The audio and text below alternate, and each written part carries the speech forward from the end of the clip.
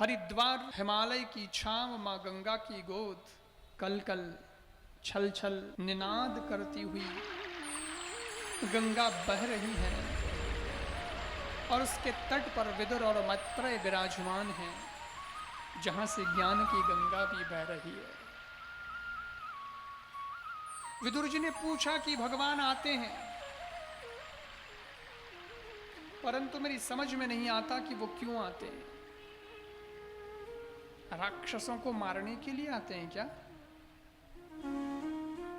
राक्षसों को मारने के लिए भगवान आए तो क्या भगवान इतने कमजोर हैं, वहां बैठे बैठे हैंडल नहीं कर सकते क्या?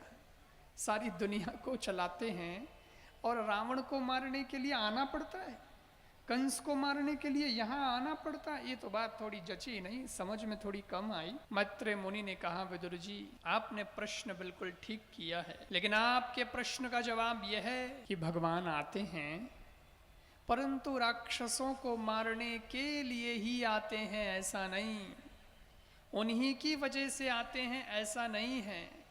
तो सच तो यह है, भगवान अपने भक्तों के हित के लिए आते हैं। भक्त भगवान को बार बार बुलाता है और यूं समझिए जैसे कोई पढ़ लिख करके अफसर बन गया। अब शादी भी हो गई, बच्चे भी हो गए, लेकिन अफसर तो है। जब वो ऑफिस में जाता है, ड्यूटी पे जाता है, तो जो भी 25-50 कर्मचारी हैं उनके सामने बड़ी रौब रखता है। उसके एक आंख के इशारे मात्र से सब सरेंडर, सीधे हो जाते हैं, सब अपने अपने काम पे लग जाते हैं। बड़ा दबदबा है, बड़े शान से रहता है। लेकिन वही अफसर ड्यूटी पूरी करके शाम को घर आता है, नाइट सूट में है, अब यूनिफॉर्म चेंज, और उसका जो छोटा बच्चा है घर में, वो पापा पापा पिताजी पिताजी कह कर के आता है। छोटा है अभी, इसलिए पैर पकड़ता है और कहता है, आओ ना पापा, मेरे को आपके साथ खेलना है, मैं कब से आपकी राह जो रहा हूँ, देख रहा हूँ, आओ ना मेरे साथ खेलो। पिताजी उसके साथ खेलते हैं बच्चे को खुश रखने के लिए, और बच्चा तो बच्चा है, कभी कहता है मेरे को गोद में उठाओ, कभी कहता है कंधे पे बैठाओ, कभी तो कहता है आप है ना मेरे लिए घोड़े बन जाओ। और घर में ही है तो पिताजी उसे खुश रखने के लिए घोड़े भी बन जाते हैं और बच्चे को अपनी पीठ पे बैठा के घुमाते हैं। विचार करो, कर्मचारी ये दृश्य देखे और कहे, अरे वहां तो बड़ा रौब झाड़ रहा था, मैं ये हूं मैं वो हूं, रटे घोड़ो बजोड़ो फिरे। बस यही है इसकी औकात। सवाल औकात का नहीं है साहब, सवाल भावनाओं का है, सवाल तो रिश्तों का है।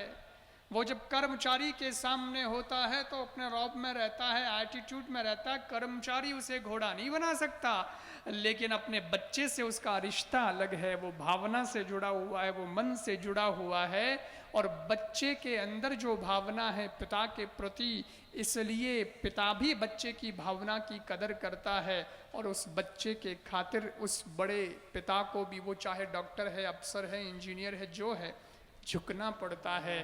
ठीक वैसे ही वो ईश्वर जगत का मालिक है, लेकिन उसे राक्षसों के सामने तो नहीं, परंतु अपने भक्त रूपी बच्चों के सामने कभी कभी झुकना पड़ता है। अपने वैकुंठ को छोड़ करके धरती में आना पड़ता है, मृत्युलोक पे आना पड़ता है तो जगत का बाप, पर उसी को जगत में किसी के घर पुत्र बनकर के आना पड़ता है। प्रबल प्रेम के पाले पढ़कर प्रभु को नियम बदलते देखा, प्रबल प्रेम के पाले पढ़कर प्रभु को नियम बदलते देखा। अपना मान भले टल जाए पर भक्त का मान न टलते देखा।